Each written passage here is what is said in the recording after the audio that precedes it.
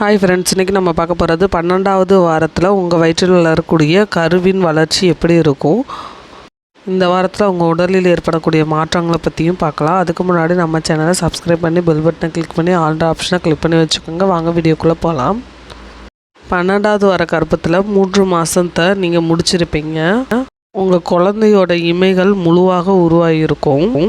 அந்த இமைகள் மூடியிருந்தாலும் இறுக்கமாக மூடி இருக்காது. இந்த வாரத்தில் குழந்தையோட கை கால்கள் சற்று வளர்ந்துருக்கும்.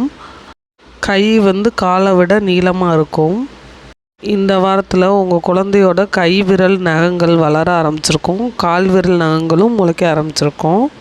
உங்கள் வயிற்றில் வளரக்கூடிய குழந்தை இந்த வாரத்தில் அசைய தொடங்கலாம். இருந்தாலும் அந்த அசைவை முழுமையாக உணர முடியாது. இன்னும் சில வாரங்கள் ஆகலாம். குழந்தையோட ஆர்கன்ஸும் அவங்களோட மசில்ஸும் தொடர்ந்து வளர்ச்சி அடையும்.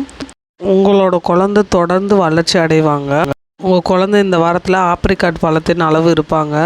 குழந்தையோட அளவு 2.5 அங்குலத்திலிருந்து 3 முதல் 3.5 அங்குலம் வரைக்கும் இருக்கலாம். உங்கள் குழந்தையோட எடை 28 முதல் 29 கிராம் வரைக்கும் இருக்கலாம். இந்த வாரத்தில் வயிறு தெரியலன்னு கவலைப்படக்கூடாது. மற்றவங்க வயிறு தெரியுது இந்த வாரத்தில், நமக்கு தெரியலன்றதை கவலைப்படக்கூடாது. ஒவ்வொருத்தவங்களுக்கும் ஒவ்வொரு தனித்தன்மை இருக்கும். முதல் குழந்தை இறந்தால் சுத்தமாக வயிறு தெரியாது. இந்த மாதிரிக்கு பல காரணங்கள் இருக்குது. உங்களோட உடல் மாற்றங்கள் இந்த நேரத்தில் முதல் 3 மாதம் முடிந்ததும் ஒரு வித மாற்றங்களை வெளிப்படுத்தும். இது குழந்தையோட மூளை வளர்ச்சியால் கூட உணரலாம். கர்ப்ப காலத்தில் வெயிட்டு போடுறது எல்லாத்துக்கும் சமமானது. 500 கிராம்லேருந்து 1 கிலோ வரைக்கும் எடை அதிகரிக்கலாம். உங்களோட கர்ப்பப்பை வளர்ந்து வருது. உங்களோட அடி வயிற்றில் கருவின் வளர்ச்சியை நீங்கள் உணர்வீங்க. போட்டிருந்த ட்ரெஸ்ஸு ஃபுல்லாக இப்போ டைட்டாக உணரலாம். உங்கள் உடலில் ரத்தத்தின் அளவு அதிகரிப்பதுனால ஹார்மோன் அளவுகள் மாற்றும் போது உங்கள் ஈறுகள் வீங்க தொடங்கும். பல் விளக்கும் போது ரத்தம் வந்தால் கவலைப்பட வேணாம்.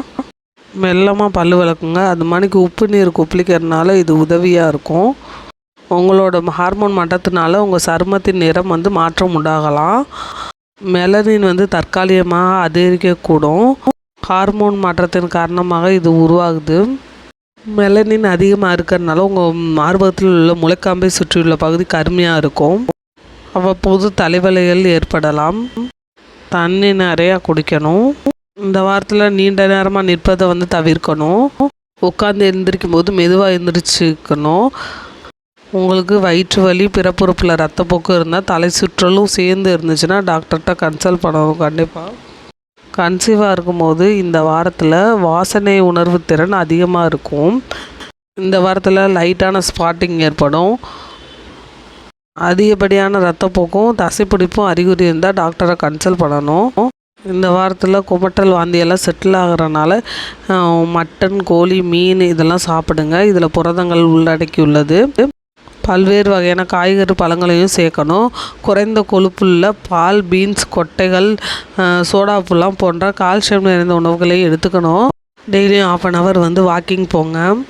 ஃபோலைட், அயன், கால்சியம் டேப்லெட்லாம் எடுத்துக்கணும். அவ்வளோதான் ஃப்ரெண்ட்ஸ். இந்த வீடியோ உங்களுக்கு பிடிச்சிருந்தா லைக் பண்ணி, ஷேர் பண்ணி, சப்ஸ்கிரைப் பண்ணிடுங்க. Bye friends.